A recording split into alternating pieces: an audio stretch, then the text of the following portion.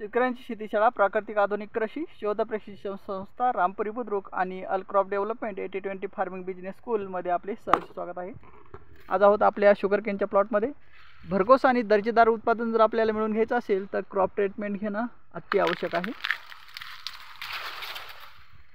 तर पहा, कांड्याची लांबी आणि जाडी एक नंबर आहे। व्हेजिटेरियन ग्रोथ छान आहे।